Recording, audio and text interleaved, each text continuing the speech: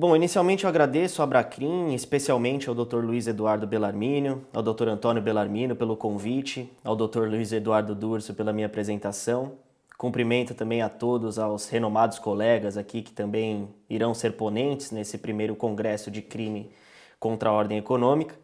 E também especialmente ao Dr. Calegari por essa louvável apresentação. É uma responsabilidade muito grande aí falar na sequência de um advogado referência em lavagem de dinheiro. E também agradeço a todos que se inscreveram aqui nesse evento magnífico e estão de telespectadores.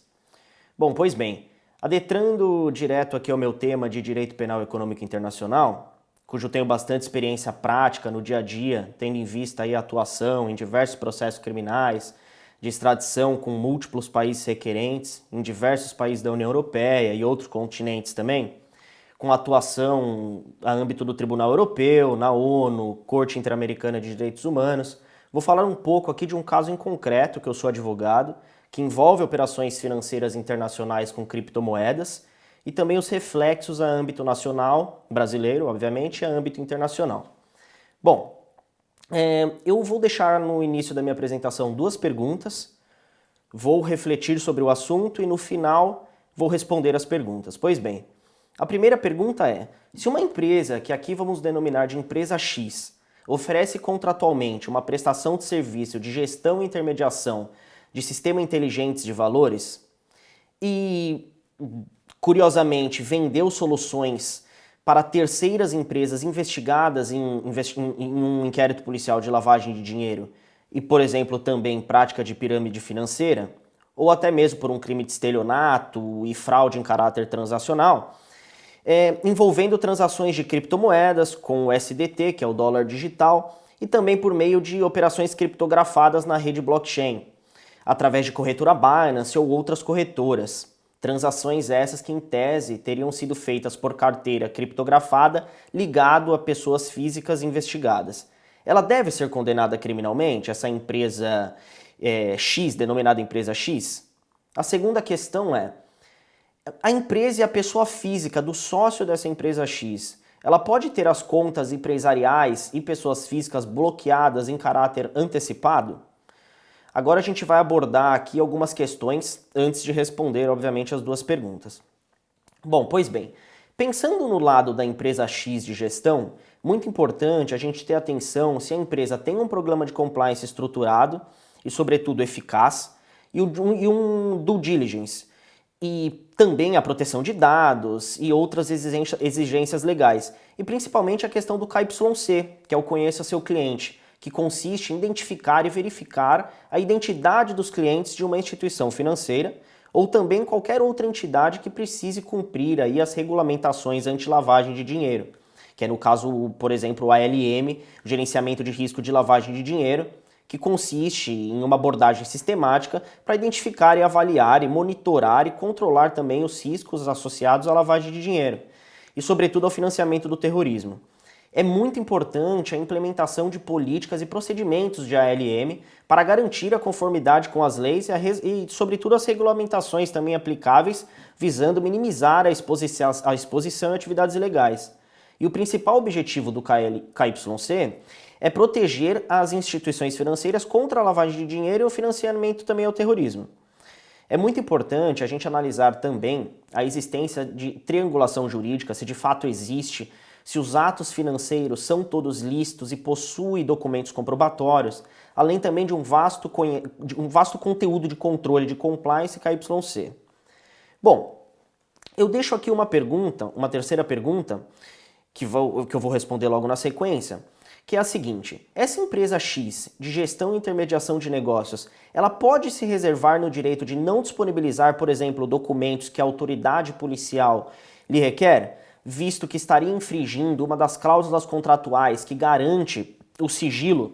e, de outro lado, em caso de afronta a esse sigilo, a empresa pode ser alvo de uma multa milionária de, por exemplo, até 30 milhões de euros sem autorização judicial? A resposta é sim, pode. Afinal, as penas da Lei Geral de Proteção de Dados Nacional e Internacional podem, de fato, ser o fim da empresa, tendo em vista uma multa milionária que impossibilita a empresa de se recuperar financeiramente. Então, a gente deve analisar se na investigação policial existe a famosa pescaria probatória, que é os dizeres do respeitável jurista Alexandre Moraes da Rosa, seria essa a famosa prática de fishing expedition. Uma busca sem precedentes, de forma especulativa, sem causa provável e sequer autorização judicial, por exemplo, para a quebra de sigilo bancário. Então, deve ser analisado se em uma investigação policial existe ordem judicial para interceptação telefônica, telemática, quebra de sigilo bancário e também a observância, sobretudo, da cadeia de custódia das provas obtidas, dentre diversas outras questões de ordem pública e constitucional, sob pena das investigações se entenderem arbitrariamente levando a um ato precoce de indiciamento indireto. Deve ser analisado, sobretudo, a individualização da conduta e também da pessoa e dos seus atos. Então, no caso, essa empresa que eu venho denominando como empresa X deve possuir também, em uma base de dados, todos os comprovantes de depósito, saques realizados em sua gestão, enquanto entregava os seus serviços às empresas contratantes, sendo isso muito importante para demonstrar para a autoridade policial a ausência de dolo. E também, muito importante, o dinheiro estar lastreado e se estava disponível para saque a qualquer momento. O sistema financeiro internacional funciona da mesma forma que a empresa X nesse caso. E inexiste, por exemplo, prática criminal muitas vezes, pois ao contrário estariam todas as instituições financeiras, como os bancos, cometendo crime de estelionato por destinar aí, no caso, o seu dinheiro a correntistas, depositados em conta correntes, para empréstimos a terceiros. E com isso lucrar com o dinheiro alheio, o qual sequer pode dizer que existe, né? Por outro lado, as questões como regularidade, autorização, registro, alvará de funcionamento, enquanto instituição financeira, ao realizar a atividade de intermediação de valores, são pontos meramente administrativos e nem sempre criminais. Então, se a empresa X transfere recursos de outra empresa Y e detém um contrato de prestação de serviço de intermediação de valores com essa empresa, resta caracterizado que não detém dolo e conhecimento de qualquer atividade ilícita. Não merece ser penalmente sancionada por responsabilidade penal. Por exemplo, se a terceira empresa, por meio de operadores, vamos denominar essa terceira empresa de empresa Y, pessoas responsáveis pela prospecção, na verdade são vendedores, fazem captação em caráter de pirâmide financeira, pois a empresa X se limita exclusivamente no conhecimento de sistemas e de rede de gestão. Então, deve prosperar aí o respeito ao princípio da individualização de condutas e, sobretudo, da individualização da própria pessoa. Uma questão muito importante para a gente analisar, sobretudo nas transações financeiras mais recentes, que envolvem aí um cunho de prova digital, é muito importante a gente analisar se houve ou não quebra da cadeia de custódia da prova, né? Que é um procedimento aí para colher e documentar vestígios colhidos em locais ou até vítimas de crime. E é muito importante a gente buscar demonstrar para o judiciário se houve ou não a autenticidade da prova, se a prova não foi manipulada, não foi adulterada, seja pela autoridade policial ou por terceiros, né? Essa prova ela tem que de fato ser confiável em um processo judicial, principalmente quando se trata aí dessa prova digital. Bom, de acordo com o Código de Processo Penal, a cadeia de custódia ela deve ser observada em todas as fases da investigação policial, desde a coleta dos vestígios até a sua apresentação em juízo. E a inobservância desse procedimento pode comprometer a validade das provas e, sobretudo, uma anulação de uma futura ação penal a ser instaurada, né? Sobretudo visando aí a garantia do devido processo legal. Segundo o Aury Lopes, abre aspas, a cadeia de custódia é uma garantia fundamental no processo penal, pois o valor probatório de uma prova depende da sua autenticidade, integridade e confiabilidade.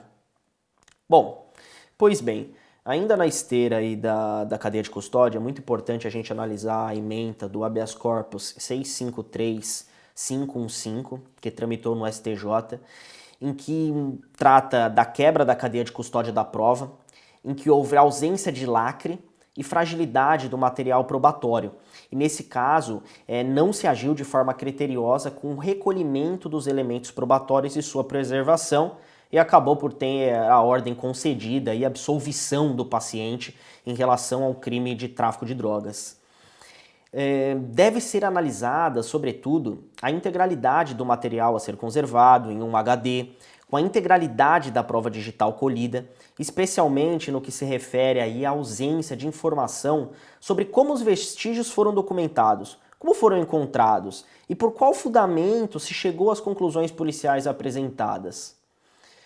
É muito importante também ressaltar aí que em casos envolvendo transações em criptomoedas, cujos conceitos da rede de blockchain pode ser distorcido e apresentado de forma contrária à realidade técnica do assunto, é imprescindível que haja uma restrita observância ao processamento e armazenamento de toda e qualquer prova para que haja vinculação correta com os fatos e o direito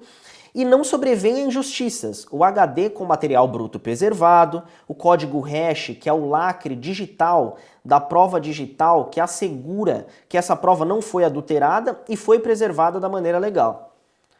Assim, é fundamental que se observe a cadeia de custódia de forma rigorosa, a fim de garantir a autenticidade, integridade e a confiabilidade das provas apresentadas em juízo. E com base nos incisos dos artigos 158, artigo 158 do Código de Processo Penal, que trata expressamente da cadeia de custódia, é possível afirmar que sua observância é essencial para a validade das provas apresentadas em juízo. E além disso, tem base principiológica no processo penal, sendo fundamental para garantir a autenticidade, integridade e confiabilidade da prova e, sobretudo, também preservar aí os princípios constitucionais do devido processo legal, ampla defesa e contraditório. Eu gostaria de falar agora um pouco sobre um caso em que eu atuo como advogado, que é muito curioso. Por quê? Tem uma prisão preventiva decretada em um processo em trâmite no Brasil, uma operação que foi deflagrada em Brasília. Houve um mandado de prisão expedido, foi comunicado à Interpol, foi incluído o mandado de prisão na difusão vermelha da Interpol, no Red Notice, e a pessoa foi detida e presa em solo europeu, em Portugal, pela prática aí de lavagem de dinheiro e outros crimes contra o sistema financeiro. E curiosamente, essa prisão, após a pessoa ser presa em Portugal, em solo europeu, foi instaurado um processo de extradição e na audiência de custódia essa pessoa foi colocada em liberdade, né? Com algumas garantias, obviamente, como por exemplo,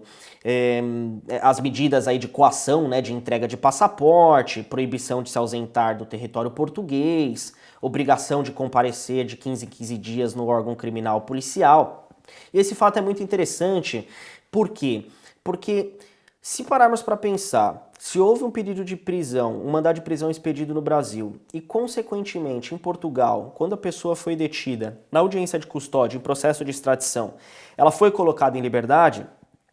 traz para nós um pensamento lógico, que a prisão preventiva não existe de fato, porque a pessoa foi colocada em liberdade num processo de extradição. Então, consequentemente, deve ser, nesses processos, também requerido ao Brasil a revogação da prisão preventiva, tendo em vista ela não existir mais de fato. E isso, consequentemente, derruba o processo de extradição e o resultado é que simplesmente a pessoa deve responder o processo no Brasil, porém deve ser expedido simplesmente uma carta rogatória para que ela seja citada e apresente sua defesa, e não para que ela responda, de fato, um processo de extradição. Esse é um caso curioso aí, de uma operação denominada Lobo de Wall Street, uma operação midiática recentemente. Bom, eu gostaria de frisar 3 jurisprudências aqui muito interessantes, a ADI 3360 do Distrito Federal e também o agravo regimental em sede de habeas corpus 716740, que é na mesma esteira de tudo que eu acabei de mencionar. E para finalizar aqui essa apresentação, eu gostaria de então responder as perguntas que foram mencionadas no início. A primeira pergunta é: se uma empresa denominada X oferece contratualmente prestação, intermediação e gestão de ativos para uma outra empresa, e essa outra empresa, curiosamente, está alvo de uma investigação policial por fraude ao sistema financeiro, envolvendo transações de criptomoedas em USDT, por meio da rede blockchain, através, por exemplo, nesse caso da corretora Binance, em tese, ela deve ser condenada criminalmente? A resposta é não, tendo em vista a existência de fato narrado, evidentemente que não constitui crime por parte da empresa X de seu sócio proprietário, e também por ter restado provado não ter sido o proprietário da empresa X autor ou partícipe do crime, e também pelo fato não constituir infração penal, tendo em vista a existência de um contrato de prestação de serviço certo e determinado para a prestação de intermediação de ativos, no qual a empresa sequer tinha conhecimento de uma atividade ilícita de uma outra empresa que lhe repassou as quantias, por exemplo. E a segunda pergunta é: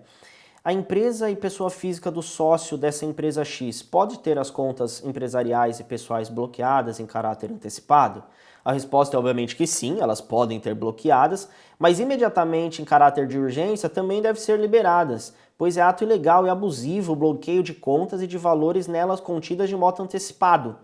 É importante aí nessa esteira a gente informar a ementa da decisão, sobretudo do processo do mandato de segurança 2008-002-001-769, no qual teve o desbloqueio de valores e liberação de bens, tendo em vista a necessidade de profunda análise de provas, acesso a toda a investigação policial e, sobretudo, a preservação aí da ampla defesa e do contraditório. E também um fator muito determinante para a análise da liberação de contas é a quantidade dos valores que foram de fato bloqueados na conta bancária de uma pessoa. Pois se o valor bloqueado foi uma quantidade ínfima, mais uma prova nesse caso é que o investigado não ganhou nada, nenhum valor exorbitante com atividades ilícitas. Então não teve elevação patrimonial, o que seria aí de fato o padrão de criminosos envolvidos em esquema multimilionário de criptomoeda. Bom, para finalizar, eu gostaria de falar da importância também da análise do bis in idem, como o Dr. Calegari brilhantemente mencionou, acerca dos crimes aí envolvendo execução de núcleo penal, inicialmente no Brasil, como por exemplo o delito de lavagem de dinheiro, em que a mesma pessoa também é investigada em outro país, como por exemplo na França, pelo mesmo fato, e nesse caso deve prosperar aí o significado que ninguém pode ser julgado mais de uma vez pela prática do mesmo crime. E também, em um processo de extradição, por exemplo, envolvendo lavagem de dinheiro, deve ser analisado aí de forma técnica a dupla incriminação e como o crime de lavagem, por exemplo, é visto e tipificado na lei, tanto no Brasil quanto na França, e também a análise dos tratados de extradição, em caso de não existir os tratados, obviamente as leis de imigração nacional, sempre prezando aí pela manutenção dos direitos constitucionais, direitos fundamentais, direitos da dignidade da pessoa humana. E para finalizar, uma última abordagem, recentemente, inclusive junto com o Dr. Antônio Bellarmino, a gente se deparou com casos que têm sido muito recorrentes, que são terceiras pessoas físicas ou jurídicas que oferecem para pessoas de boa fé investimentos com margem de lucros totalmente absurdas, como por exemplo, uma pessoa investe R$1 milhão e um terceiro garante para essa pessoa uma margem de lucro de 30%, 40%. Eu gostaria de deixar uma marca aqui sobre esse assunto, que não existe dinheiro fácil, e quando se tem um negócio oferecido semelhante a esse caso, de fato o próprio objeto do bem jurídico, do negócio jurídico já é ilícito, porque não, é impossível você garantir uma margem de lucro nessa porcentagem, sendo aí de fato um golpe que tem sido muito recorrente aí envolvendo criptomoedas. Bom, eu finalizo aqui minha apresentação, dando os meus melhores cumprimentos a todos os colegas e todos aqui presentes.